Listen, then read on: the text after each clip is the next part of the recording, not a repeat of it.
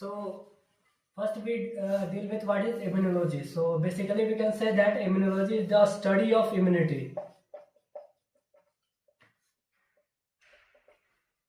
Now अबे immunities क्या होता है? तो common definition we can say that a person is free from disease.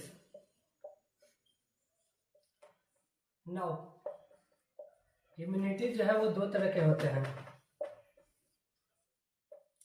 One is the innate immunities and another is the acquired immunity. Innate immunity basically it is a by birth immunity. Acquired immunity it will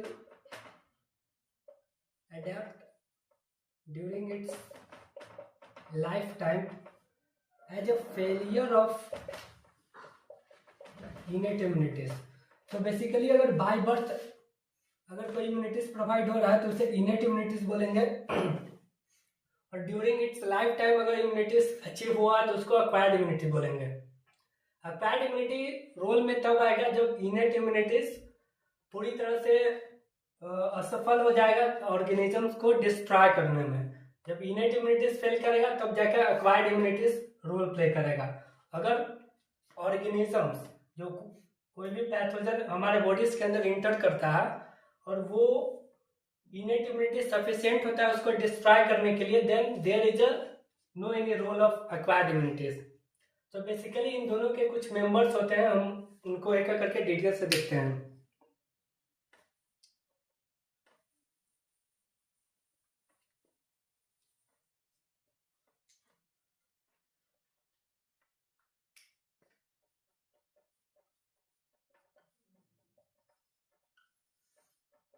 so now innate immunity जैसे कि मैंने आपको बताया कि जो by birth immunity, ये basically ये बोलना चाह रहा है कि हमारे बॉडीज के अंदर कुछ प्रेजेंट होता है जो बाय बर्थ होता है वो, और वो हमें इम्यूनिटीज प्रोवाइड करता है. सो हमारे बॉडीज के अंदर कौन ऐसा चीज है जो प्रेजेंट होता है हमको इम्यूनिटीज प्रोवाइड करता है या पैथोजन से फाइट करने में रोल प्ले करता है? तो इसमें तीन तरह की बातें की गई है.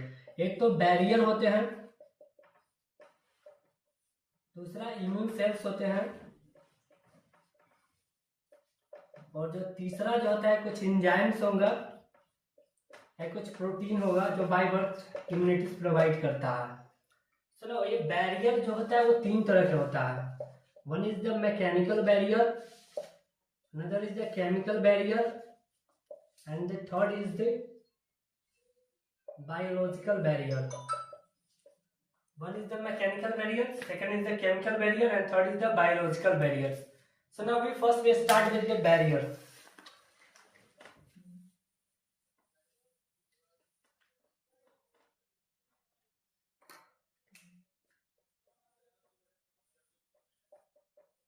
बैरियर में जो पहला बैरियर मैंने आपको बताया that is a mechanical barrier.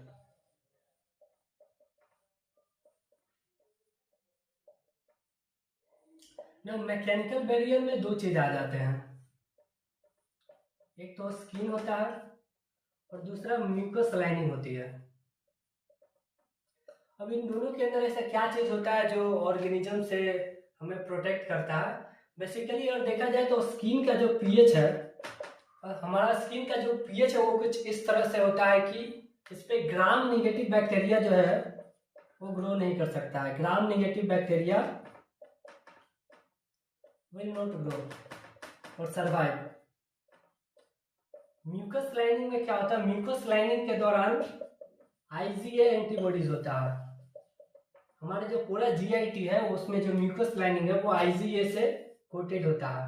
So IgA antibodies present होने के कारण अगर कोई माइक्रो ऑर्गेनिजम्स इन्वेट करता है, लेट्स सपोज ये कोई पैथोजन है इंटर किया, तो ये एंटीबॉडीज क्या करेगा, आईजीए एंटीबॉडीज क्या करेगा, इस पैथोजन को कैप्चर कर लेगा जिससे जो ये इपिथेलियम सेल से उससे बाइंड नहीं कर पाता है और हमें इन्फेक्शन नहीं हो पाता है.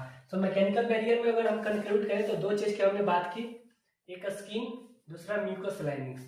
स्किन का क्या होता है, पीएच कुछ इस तरह से होता है कि जो ग्राम नेगेटिव बैक्टीरिया है वो स्किन पे ग्रो नहीं कर पाते हैं. दूसरा म्यूकस लाइनिंग क्या होता है, आईजीए एंटीबॉडीज होता है. तो आईजीए एंटीबॉडीज होने के कारण जो पैथोजन है वो या तो किल कर देता है या पैथोजन को इपिथेलियम लाइनिंग से बाइंडिंग होने से रोकता है। अब सेकेंड बैरियर पर चलते हैं।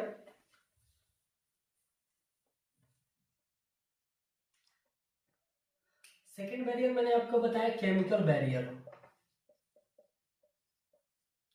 केमिकल बैरियर क्या होता है? Gastric pH. हमारा जो स्टमक है उसका पीएच जो है हाईली एसिडिक होता है।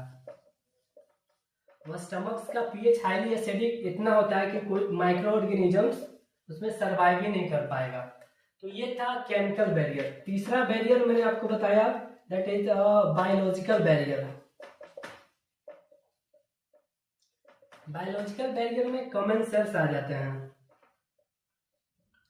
अभी कॉमन सेल्स क्या होते हैं? कॉमन सेल्स एक तरह के माइक्रो ऑर्गेनिजम्स ही होते हैं जो हमारे लिए हेल्पफुल होते हैं। ये बेसिकली या तो पैथोजन है उसको किल कर देगा या तो पैथोजन को इपिथेलियम की जो लाइनिंग है वहां बाइंडिंग होने से रोक देगा। सो बेसिकली ये बैरियर की बात हो गई। नेक्स्ट हम लोग सेल्स के ऊपर चलते हैं। सो बेसिकली हम लोग यहाँ देखेंगे कि कौन कौन सा इम्यून सेल्स है जो इनेट इम्यूनिटी प्रोवाइड करता है। सेल्स में जो पहला सेल्स आ गया that is neutrophils.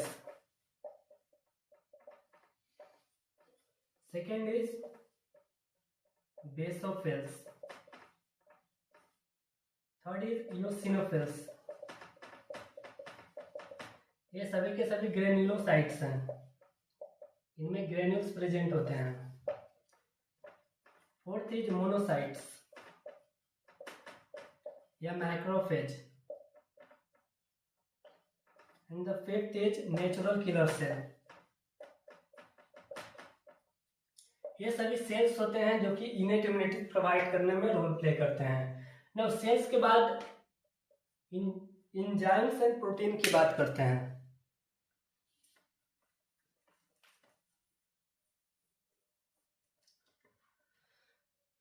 So enzymes में क्या क्या आ जाएंगे? एंजाइम्स या प्रोटीन।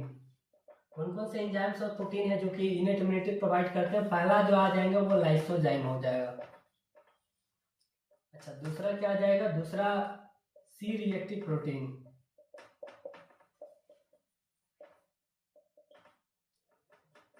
तीसरा क्या हो गया? इंटरफेरोन। एंड चौथा is the complement protein.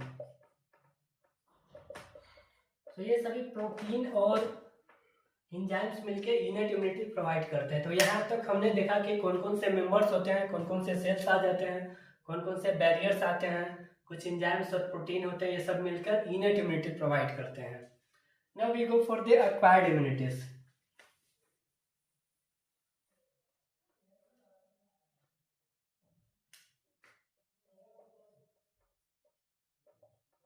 Acquired immunity में जैसा कि मैंने आपको बताया कि बाय बर्थ नहीं होता है, बाय बर्थ नहीं होता है, ये एक्वायर्ड होता है ड्यूरिंग लाइफ। कब एक्वायर्ड होगा? Failure of इनेट immunities. जब इनेट इम्यूनिटी फेल कर जाएगा तब जाके एक्वायर्ड इम्यूनिटी रोल में आएगा। अब इनके कौन कौन से मेंबर होते हैं उनको देखते हैं।